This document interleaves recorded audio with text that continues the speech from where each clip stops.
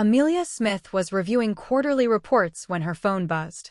It was 10:23 p.m. on a Wednesday. She was still at her desk on the 7th floor of Meridian Health Partners, the kind of hour when the building exhaled and became something quieter than itself. The hallway lights had switched to their overnight mode. That cool blue glow that made everything feel suspended, like the building was holding its breath between one day and the next. She had been meaning to text her friend Camille for an hour. She finally picked up her phone, opened her voice messages, and recorded one without thinking too hard about it. That was the problem with late nights and exhaustion. They dissolved the careful borders you kept around things. She sent it before she finished exhaling. And then she saw the name at the top of the screen. Not Camille. Not even close. Dr. Sarah Okafor. Chief Medical Officer. Her direct supervisor. The woman whose name appeared on every major strategic decision at Meridian. The woman Amelia had spent 11 months trying very hard not to think about in ways that had nothing to do with work. The message was delivered immediately. 1 gray checkmark. Then 2. Then blue. Read. 10:24 p.m. Amelia set her phone face down on the desk. Then she picked it up again. The words were still there in the little audio bar, unplayable now in any way that could help her. What she had said, in the voice of someone who had forgotten to be careful, was this: I think I'm completely gone on Sarah. Like, embarrassingly, inconveniently gone. And I have no idea what to do because she's brilliant and she's my boss, and I think about her every single day. 41 seconds. She had said all of that in 41 seconds. She stood up from her desk and walked to the window. Outside, the city moved in its ordinary nighttime way, indifferent and luminous, the kind of beautiful that doesn't care what you're going through. She pressed her forehead briefly against the glass. Here's what you need to understand about Amelia Smith. She had built her entire professional identity on precision. She was the person who caught errors others missed. She was the person who read contracts twice and emails 3 times before sending. She was, by every measurable standard, not someone who accidentally sent a voice confession to the subject of that confession at 10:24 on a Wednesday night. And yet, her phone buzzed once. She didn't look at it for 4 full minutes. When she finally did, there were 2 words from Sarah. No punctuation. No context. Just 2 words that Amelia would turn over in her mind for the next 6 hours. In the elevator. In the parking garage. Sitting in her car with the heat running and her hands completely still in her lap. At 1:30 a.m., staring at the ceiling. At 4:45 a.m., when sleep had become something happening to other people in other cities. But to understand how Amelia got to that window, to that phone, to that 41 seconds of honesty she hadn't planned, you have to go back almost a year. You have to go back to the day she met Sarah Okafor in a conference room on the 5th floor, during a presentation about restructuring Meridian's patient communication systems. Atlanta in January is deceptively mild. Not warm exactly, but gentler than the rest of the country, as if the city is offering you an easier version of winter as a kind of welcome. Amelia had relocated from Boston 14 months earlier, taking the Director of Strategic Operations role at Meridian with the particular combination of confidence and private terror that comes with accepting a position you know you're capable of but haven't yet proved. Meridian Health Partners was not flashy. It didn't need to be. It was one of the Southeast's most respected healthcare consulting firms, the kind of organization that had earned its reputation through actual outcomes rather than branding. 46 hospital systems. 19 years of operation. And at the center of all of it, the person who had spent the last decade transforming how healthcare networks thought about patient outcomes. Dr. Sarah Okafor had joined Meridian as a clinician-turned-strategist, which was an unusual path and also, Amelia would come to understand, exactly the right one.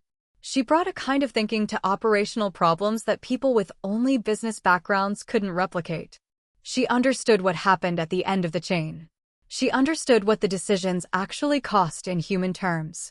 And she communicated all of this with a directness that wasn't harsh so much as clarifying, the way good light clarifies a room without making it colder. Priya's job was to translate Sarah's strategic frameworks into implementation plans that regional teams could actually execute.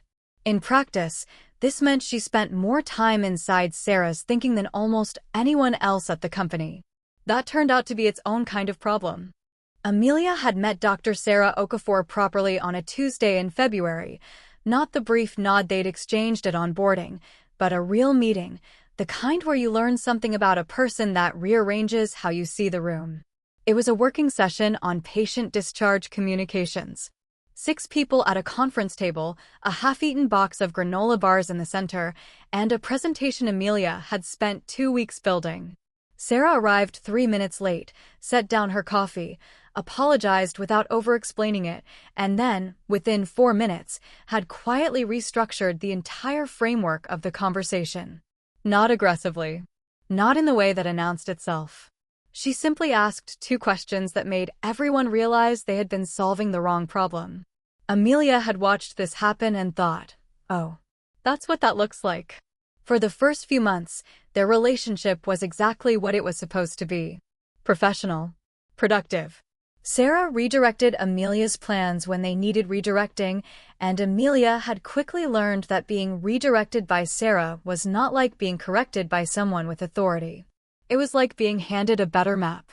The shift, when it came, arrived quietly. A late March evening.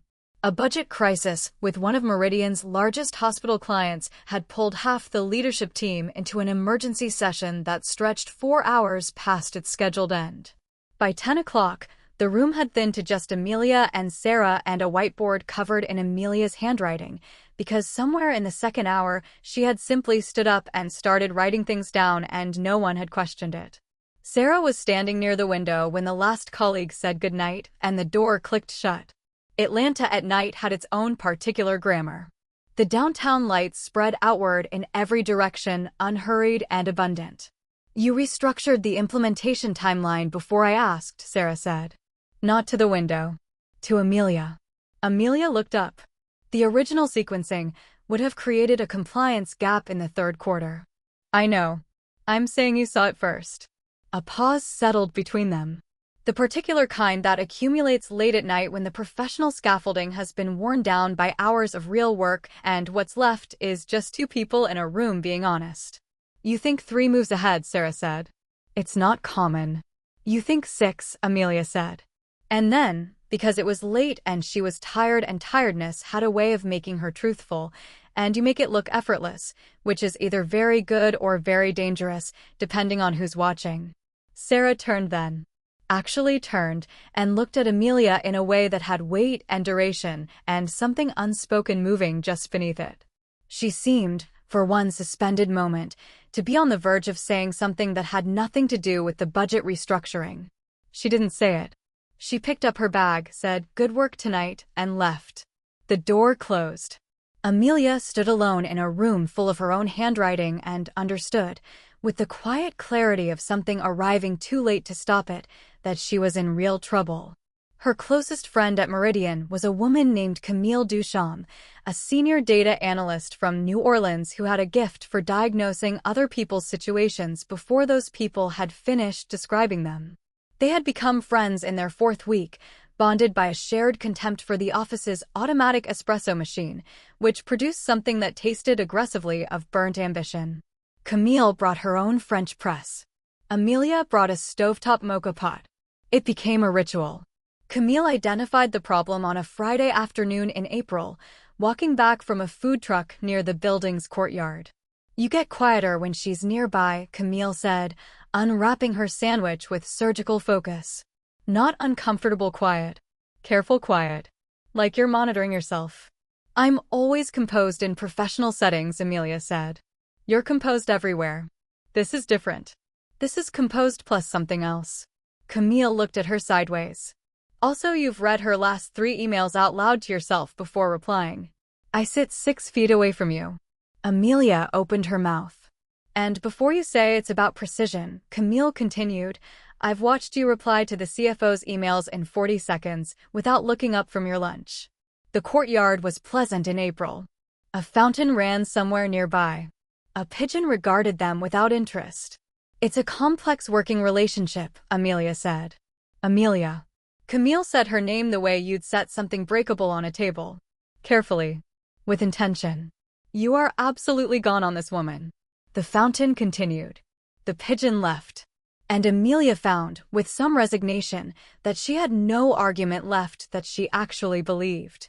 The magnolia trees outside Meridian's courtyard had already dropped most of their flowers by the time Amelia fully accepted what she was dealing with. The petals lay in soft drifts along the pavement, which Amelia noticed and then immediately stopped noticing because her brain was occupied with something it had been doing for weeks now, which was running the same quiet argument against itself and losing every time. "She's my direct supervisor," Amelia had said to Camille on the bench by the fountain. "I'm aware," Camille said. "This isn't something I chose. Nobody chooses this kind of thing.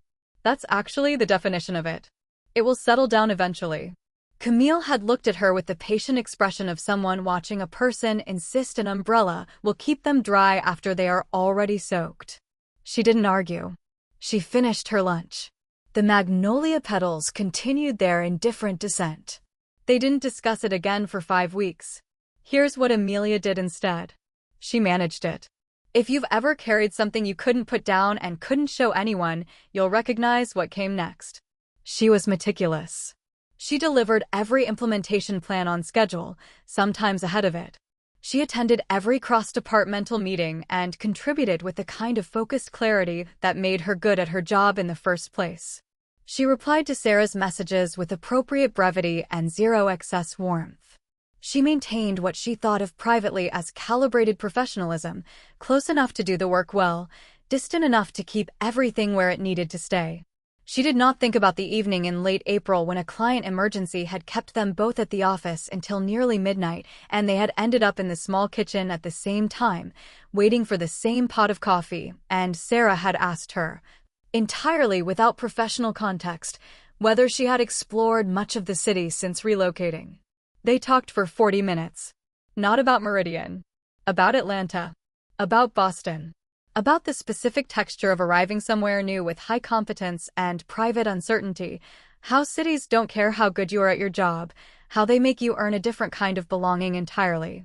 Sarah had said at one point, quietly, almost to the coffee she was holding, that leadership was its own kind of isolation, and she had almost stopped noticing until recently. Amelia had said she understood. Because she did. Sarah had looked at her then in a way that Amelia had since worked very hard not to revisit. She did not think about it. She thought about it constantly. These are not contradictory statements. They are simply the truth of managed feelings, which is that management and elimination are entirely different operations. By the time October arrived, Amelia had constructed what she considered a functional system. She knew Sarah's patterns. She knew when to engage fully and when to keep her responses brief and practical. She knew which meetings would be one-on-one and prepared differently for those, not less, more, because preparation was a form of armor and Amelia was someone who believed in being well-armored. What her system did not fully account for were Tuesday evenings. Sarah held strategic alignment sessions every Tuesday for her senior operations team, a small group of 5, including Amelia, who reviewed implementation progress across Meridian's active client portfolios. These ran 90 minutes on average. They were held in Sarah's office on the 7th floor, which had a corner window that looked out over Midtown Atlanta in a way that should have been wasted on a meeting room, but somehow wasn't, because Sarah ran meetings the way she did everything, with a directness that made you forget to look at anything else. It was after one of these Tuesday sessions in October that things began to move in a direction Amelia had not planned for.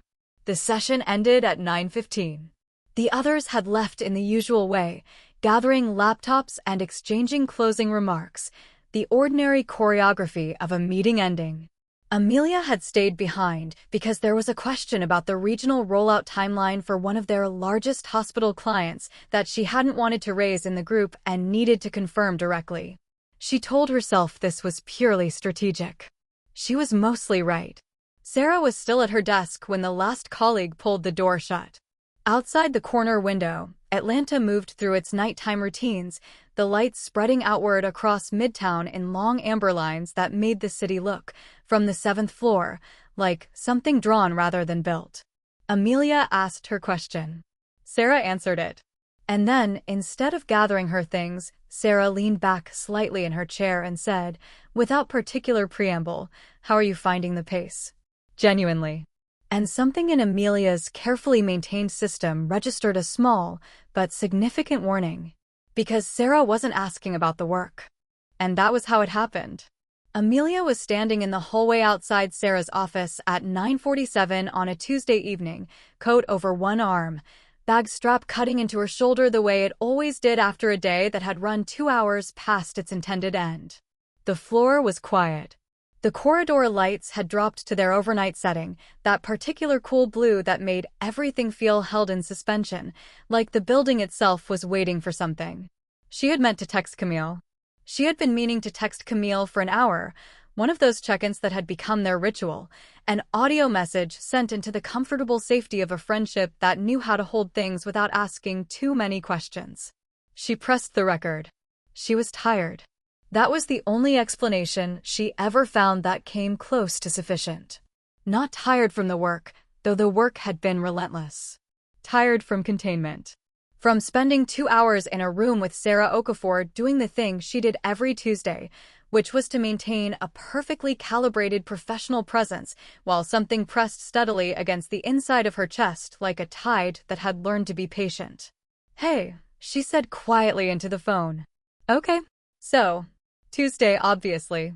We were going through the St. Carmichael rollout, and she had a question about my sequencing in Phase 3, and I explained my reasoning, and she nodded once and said, 'Go further,' and I knew exactly what she meant.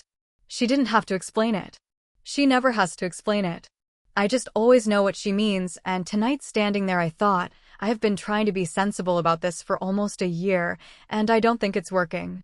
I think I am completely in love with Sarah Okafor, and I don't know what to do with that, Camille. I don't know how to keep carrying this and doing my job and pretending I'm fine. I'm standing in a corridor in the dark recording a voice message because it's the only way I can say it without it feeling permanent. Okay, call me tomorrow. I just needed it out of me." She stopped the recording. She sent it. She breathed. Then she looked at the name at the top of the thread. The name was not Camille Duchamp. The name was Dr. Sarah Okafor. Amelia stood completely still. The kind of still that isn't calm at all.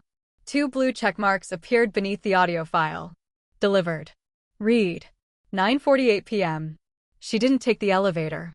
She took the stairs, all 7 floors, not because it was faster, but because her body needed something to do while her mind performed the specific, terrible mathematics of what had just happened. She sat in her car in the parking garage with the door closed and the engine off and her phone face down on the passenger seat. She left it that way for 18 minutes. Then she turned it over because uncertainty had become worse than knowledge. Sarah had replied at 9:52 p.m. 2 words. No punctuation. No explanation. "Don't go." Amelia read them 5 times in the parking garage. For more times on the drive home with the radio off and the city moving past her windows like something happening in a different story. Twice more at 1 a.m. sitting on top of her bed, still wearing her work clothes. Once more at 4:30 a.m. when sleep had become theoretical. She called Camille from the parking lot of her apartment building, engine off, windows beginning to fog at the edges. Camille picked up on the first ring, which meant she had been awake, which meant she had been waiting, which was the thing about Camille that Amelia relied on more than she usually admitted. "Something happened," Amelia said. Camille said nothing for 3 seconds. Then, "Tell me everything." So Amelia did. All of it. The voice message, the wrong name, the blue check marks, the 2 words. She told it in the order it happened, sitting in a fogged-up car at nearly 11 at night, and Camille listened the whole way through without interrupting, which was not how Camille usually operated, which meant she understood the weight of what she was holding. When Amelia finished, there was a pause. "Okay," Camille said carefully. Camille was quiet for a moment after Amelia finished. "Okay," she said. "Okay," Amelia repeated. "Don't go." Camille said the words slowly, turning them over. That's what she sent. That's what she sent. 2 words. No punctuation. No punctuation. No context. No explanation. Another pause. Amelia could hear Camille thinking. She had a particular quality of silence when she was working something through, a kind of focused stillness that was different from her usual presence. So she heard the whole message Camille said. It says read. And she knows exactly what you said. Every word of it. And her response was don't go. Camille. I'm just making sure I have the full picture. You have the full picture. What I don't have is any idea what to do with the picture. The parking lot outside Amelia's car was still. A light somewhere in the building above her flickered once and held. Her hands, resting in her lap, had a faint unsteadiness to them that wasn't visible so much as felt, the particular tremor of something unresolved that the body registers before the mind catches up. Can I tell you something? Camille said. Please. Do you remember the Hargrove Institute conference? In October. The 2-day summit in Savannah. Amelia thought. The Hargrove Conference. A regional healthcare leadership event. Long days, formal dinners, the kind of gathering where you spent the whole time being professionally visible and came home exhausted in a way that had nothing to do with physical tiredness. I was there, she said. You weren't. No. But Sarah was. And so was Marcus from finance. And Marcus told me something afterward that I filed away and didn't say anything about because I wasn't sure it was my place. Amelia waited. On the second evening, Camille said carefully at the dinner. Sarah found Marcus near the end of the night. Pulled him aside. Asked him something. About what? About you. A pause. She asked how you were settling in. Whether you seemed happy at Meridian. And then. Camille stopped for a moment, as if measuring the weight of what came next. She asked if you were seeing anyone. The parking lot outside was very quiet for a long time. She asked Marcus, Amelia said. At a conference dinner. Privately. Not in a performance review. Not through HR, pulled him aside specifically and asked him personally. About whether I was seeing anyone. That's what he said. Amelia pressed her palm flat against the center console. Not gripping. Just pressing. Feeling the solid, specific reality of a surface that didn't move. When did he tell you this? She asked. 6 weeks ago. 6 weeks. I didn't know what to do with it, Camille said. And you seem to have your system. You seem to be managing. Amelia almost laughed. It came out as something quieter than a laugh, but in the same neighborhood. I had a system, she said. How's the system holding up? She looked at her phone screen. The 2 words are still there. Still without punctuation. Still without any of the professional distance that had structured her entire year at Meridian. Don't go. Camille, she said. I know. What does that mean? Don't go. Don't go where? I was already leaving. The session was over. Does she mean? Amelia. Camille said her name the same way she always did when she wanted her to stop outrunning the moment. Carefully. With both hands. You know what it means. The fog was beginning to form at the corners of her windows. The city was quiet in the way it got past 10 on a weeknight. The particular stillness of a place that hadn't stopped, just lowered its voice. What do I do? Amelia said. Camille took a breath. What do you want to do? And that was the question. That had always been the question. Underneath the system and the managed distance and 11 months of calibrated professionalism, underneath all of it, that was the only question that had ever actually mattered. Camille's answer came slowly. I told her you seemed settled, she said. And that I didn't know your relationship status. Which was true. Both of those things were completely true. And then Sarah thanked me and walked back toward the conference group. And I stood there by the registration desk thinking I should tell Amelia this. And then I thought, what is she going to do with that information? And I didn't. The pause that followed was the particular kind that has texture to it. You didn't tell me, Amelia said. I'm telling you now. Camille. In my defense, Camille said, with the tone of someone who understood their defense was thin, I didn't want to be wrong. I didn't want to hand you something that turned out to be nothing and watch you have to put it down again. Right, Amelia said. She looked through the fogging windshield at the parking structure wall in front of her, which offered nothing useful, as walls tend not to when you are sitting in the dark trying to understand what your life has just become. What are you going to do? Camille asked. I'm going to go inside, Amelia said. And tomorrow I'm going to go to work. And the 2 words? Amelia looked at her phone. The message still there. Still quiet. Still without punctuation or explanation or any of the careful professional framing that had governed every exchange between them for 11 months. Don't go. I don't know yet, she said. But that wasn't entirely true. She had known since the parking garage. She had known the moment the words resolved on her screen and something in her chest had stopped bracing. She just hadn't finished deciding to know it yet. Those are different things, and the distance between them is where most of the hard nights live. She slept in pieces. She knew the intervals precisely because she had looked at her phone each time she surfaced. 1:14 to 3:08. 3:40 to 4:55. Then nothing until her alarm at 6:30, which she turned off 4 minutes early because she had been lying in the particular stillness of someone who has given up on sleep rather than achieved it. She lay on top of the covers and looked at the ceiling and let herself think about the things her system had been organized around not thinking about. The late April kitchen. The way Sarah had said, "I've almost stopped noticing," holding her coffee with both hands. The Tuesday sessions and the corner window and the specific quality of being seen by someone who looked at things the way Sarah looked at things, which was all the way through. She showered. She dressed with more care than the day technically required. She arrived at Meridian at 8:10, which was 25 minutes earlier than usual and well before Sarah, whose car she did not see in the garage. The 7th floor had its early morning quality.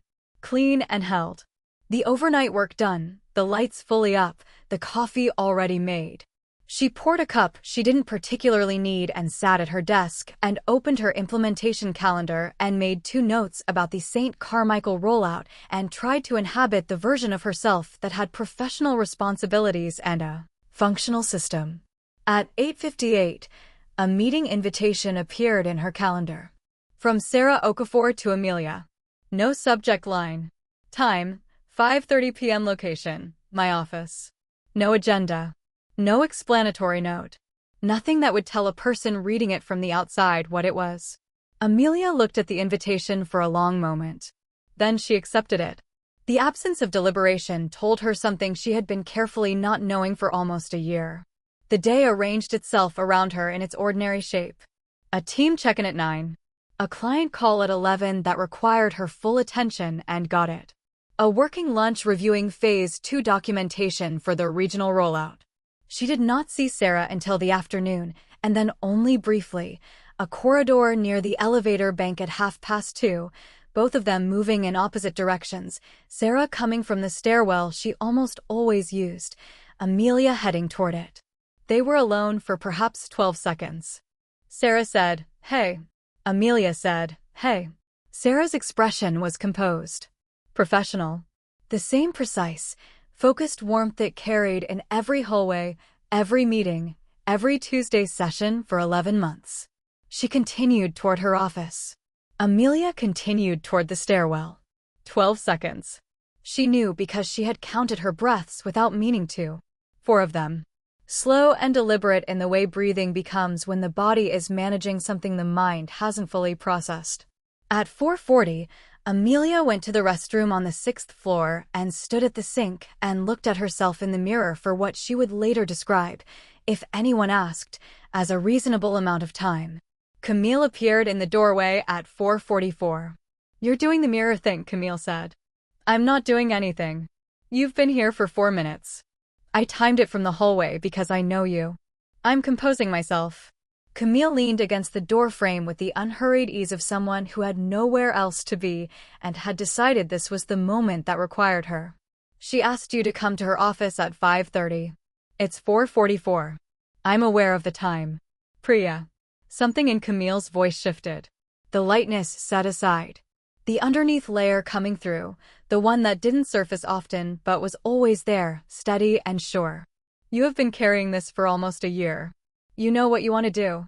What I want to do and what is professionally advisable are not the same category. Sometimes they are." Amelia turned off the tap she had apparently been running without noticing. Dried her hands. Looked at Camille in the mirror rather than directly, which was a small cowardice, but felt more navigable. "What if I've misread it?" she said. "All of it. The conference question? Supervisors ask about their staff." She pulled Marcus aside at a dinner, Priya. Specifically. Privately. A pause. 2 words, Amelia said. 2 words, Camille confirmed. The next 50 minutes were the longest Amelia could remember spending at a desk. She reviewed the St. Carmichael documentation. She answered an email about the regional training schedule. She read an implementation summary twice and retained approximately none of it, and then closed it and sat very still and looked at the middle distance and thought about all the ways a person could be wrong about something they were certain of.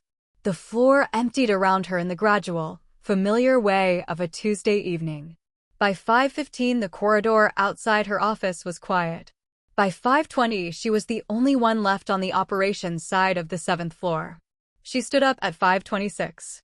The elevator to the 7th floor executive wing took 40 seconds. She had never timed it before. She was aware of every one of them. Sarah's assistant had already gone. The reception area outside the executive offices was dim, the desk dark, the corridor lit in that cool overnight blue that Amelia had come to associate with the hours when the building stopped performing and became simply itself. She stopped outside Sarah's office.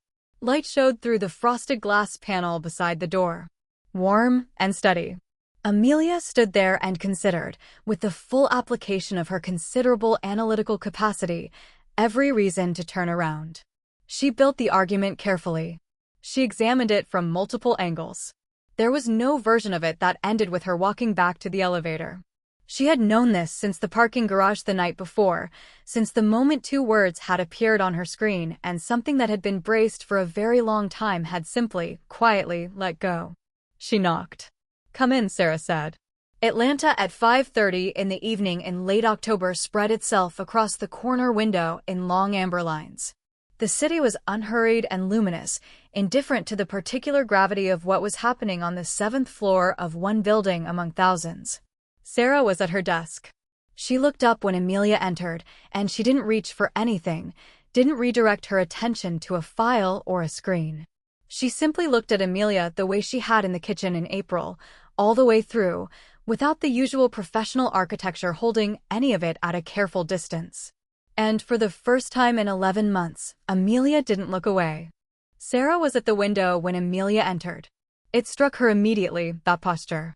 The city behind her, Atlanta spreading outward in its evening amber, the way the light arranged itself around Sarah as if it understood something about her. Amelia had a memory, sudden and clear, of thinking during their very first meeting, she stands like someone who has already decided what matters. She still did. She always had. Amelia closed the door. Neither of them spoke. The silence had a quality to it that made speaking feel like an interruption of something that was already happening. Sarah turned from the window. She looked at Amelia the way she had in the kitchen in April, and in the conference room in March, and in every Tuesday session when she thought Amelia wasn't watching. With full attention. Undivided and unhurried. The kind of regard that arrives in the chest before the mind has finished processing it. And for the first time, standing in that office with the door closed behind her, Amelia saw it clearly. Not the look of a CMO managing a member of her team. It had never been that. She had simply had very disciplined reasons not to see it for what it was. "I listened to it 3 times, Sarah said. Not as a revelation. Not with any edge to it. As an admission, the kind that costs something to make and is offered anyway. Not to decide what to do about it professionally." Amelia waited.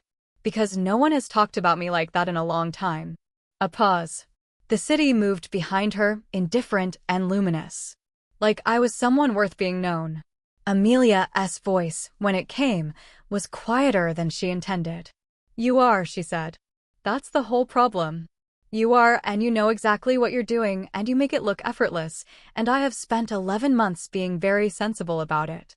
Something shifted at the corner of Sarah's expression. Not a smile yet. Something that preceded one. She crossed the room. Unhurried. With the same quality everything she did had, which was intention made visible. She stopped at a distance that was just close enough to be something other than professional. Close enough that Amelia could see the city reflected faintly in her eyes. "I asked Marcus about you," Sarah said. "In Savannah." "I know. I wanted to know if you were happy here. If you were," she paused. "I wanted to know things I didn't have a professional reason to ask you directly. You could have asked me directly. You had a system, Sarah said. I didn't want to dismantle something you'd built carefully. Amelia thought about 11 months of calibrated distance. About the kitchen in April, and the Tuesday sessions, and the corner window, and every morning she had arrived at her desk and opened her calendar and tried to be a person whose feelings were organized and contained. I meant everything I said, Amelia told her. In the message. All 41 seconds of it. Sarah's expression did something then. A fractional softening. The kind visible only to someone who had been paying close attention to a face across conference tables and corridor encounters for nearly a year. I know, she said. The city moved behind her. The office held its particular stillness. This is complicated, Amelia said. Because it was. Because it deserved to be named accurately. Yes, Sarah said. Simply. Without softening it or deflecting it. You're my direct supervisor. I'm aware. There are institutional policies. There are, Sarah said. I've read them recently. Disclosure requirements. Potential restructuring of reporting lines. Amelia paused. It would be visible. People would know. Yes. That doesn't concern you? Sarah looked at her steadily. The same way she looked at every problem she had decided was worth solving. All the way through. Without flinching from the difficulty of it. I've spent 14 years making decisions about what's worth the complexity, she said. I know how to weigh things. A pause. The question is whether you do. Amelia looked back at her. At the woman who thought 6 moves ahead and made it look effortless and had asked about her privately at a conference in Savannah and sent 2 words at 9:52 on a Tuesday night with no punctuation and no explanation because some things don't need architecture around them. Don't go. I'm still here, Amelia said. And the distance between them, which had been carefully maintained for 11 months, did not close all at once. It closed the way understanding closes. Gradually, then completely, then in a way that made the distance feel like it had always been temporary. Outside, Atlanta continued its evening in the amber and the ordinary. Entirely unaware that on the 7th floor of one building, 2 women were standing at the edge of something they had both been approaching for a very long time, and had finally, without apology, arrived. Amelia didn't move. She just looked at Marisol with the expression of someone receiving information they had been waiting a long time to receive. Not here, Amelia repeated. Not here, Marisol said. Not a work dinner. Not a client event. Not anything that has a professional explanation. The lobby was quiet around them. The security guard at his desk. The city visible through the glass doors, Atlanta doing what Atlanta does at night, warm and luminous and unconcerned with the specific gravity of what was happening just inside the entrance of one building on one street. She asked, Amelia said slowly, confirming, the way she confirmed things when they mattered. Directly. Directly. At the door. Quietly. Like it was something she'd decided to say before I arrived and had been waiting for the right moment. Amelia absorbed this. What did you say? Camille appeared from the direction of the elevators at that exact moment, coat buttoned, bag over one shoulder, with the expression of someone who had positioned herself in the lobby 20 minutes ago on the reasonable assumption that she would be needed. She looked at Amelia. She looked at Marisol. She read the room in approximately 3 seconds. Tell me, she said. So Amelia told her. The office. The window. The city behind Sarah like something arranged to make a point. The conversation that had moved through complexity without flinching from it. The door. The question at the threshold. Camille listened the whole way through. Dinner, she said when Amelia finished. Next Friday. Not here. Not here, Amelia confirmed. They both looked at her. Amelia was quiet for a moment. Not the composed quiet of her system, not the managed distance she had spent 11 months constructing and maintaining. Something else. Something that had more space in it. I didn't answer her, she said. Why not? Camille asked. Because the answer needed to be the right shape. She paused. She's someone who deserves the right shape. Camille looked at her for a long moment. Then she nodded once, slowly, the nod of someone who understands not just the words, but the weight behind them. The 3 of them stood in the lobby for a moment. The security guard glanced up once and returned to a screen. Outside, Atlanta moved through its evening, indifferent and golden. "Amelia," Camille said finally. Her voice had the underneath quality. "The real one. What's the answer?" Amelia looked at the glass doors. At the city beyond them, the amber and the dark in alternating patches, the ordinary beautiful that had been there every day for 11 months, while she had been managing and containing and maintaining and circling something she already knew. She thought about the kitchen in April. The window in the Tuesday sessions. 2 words with no punctuation sent at 9:52 on a night that had changed the shape of everything. Don't go. She hadn't gone. She had knocked on a door and walked through it and stood in an office with the city behind a woman who thought 6 moves ahead and had asked Marcus privately in Savannah and had listened to a 41-second voice message and responded with the simplest, most unambiguous thing she could have said. "Yes," Amelia said. Not loudly. Not with performance. Just the word, clear and unadorned, carrying everything it needed to carry. Camille smiled. The real one, the one that started slow and arrived completely. Amelia took a breath. The lobby air was cool and ordinary.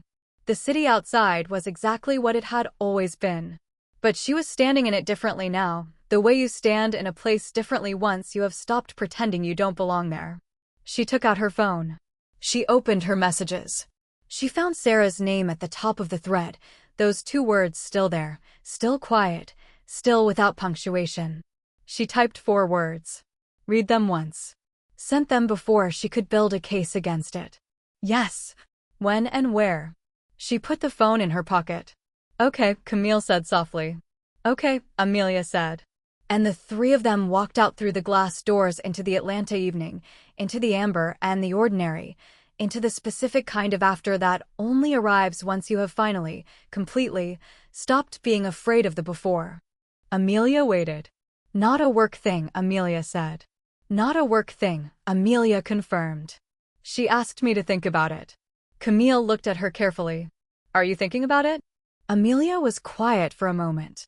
She looked at the lobby floor, at the polished surface reflecting the overhead lights in long pale streaks, at her own faint upright reflection looking back at her with an expression she could only describe as quietly astonished.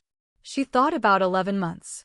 About a system she had built with precision and maintained with discipline and believed in right up until a Tuesday evening when exhaustion had dissolved the careful borders between what she felt and what she said. She thought about a 41-second voice message sent to the wrong name. About 2 words that had arrived at 9:52 and changed the temperature of everything. About a woman standing at a corner window with Atlanta behind her like something arranged to make a point, saying "I know how to weigh things" with the same directness she brought to every problem she had decided was worth solving. She thought about the kitchen in April. "I've almost stopped noticing," said quietly, almost to the coffee, in the particular honesty of a late night with the professional scaffolding worn away. She thought about Savannah. About a question asked privately, away from the dinner, away from all the architecture of their working relationship. About what it means when someone asks the questions they don't have a professional reason to ask. "I'm thinking about it," Amelia said. Camille nodded. She didn't push. She reached out and placed her hand briefly on Amelia's arm, not a question, just a presence, the particular kind that doesn't ask anything of you and offers everything anyway. "Come on," she said. "I'll walk you to your car." They went out through the glass doors into the Atlanta evening. The city was lit the way it always was, amber and abundant, the same city that had been there the night Amelia drove in from Boston 14 months ago with a new job and private uncertainty and no idea yet what the place would come to mean to her. She didn't wonder about that anymore. She hadn't answered Sarah's question. But she had gone to the office. She had knocked on the door.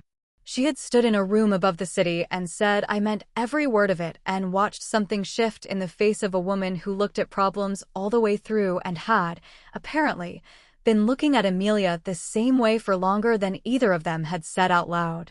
And she had not looked away. There are questions you don't need to answer immediately to already know the answer to. The dinner was next Friday.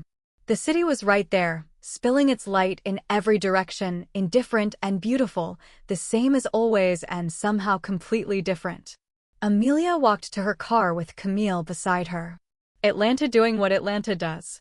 And she thought about the system she had built, and the 11 months inside it, and the late nights, and the careful distances, and the 41 seconds of honesty she hadn't planned. And she thought, some mistakes are not mistakes at all. Some of them are just the truth, finally finding a way out. There is a question this story leaves behind. Not the one Sarah asked at the doorway. Amelia already knows the answer to that one. The other question. The quieter one. How long have you been holding something back for a safer moment? For a braver version of yourself? For conditions that were finally right? Amelia's system had 11 months in it. 11 months of managed distance and counted breaths and Tuesday sessions where she looked at the corner window instead of the woman standing beside it. The message got sent anyway. And the answer, it turned out, had been waiting on the other side the whole time. Some things find their way through eventually. The question is only whether you let them or whether they have to find another way.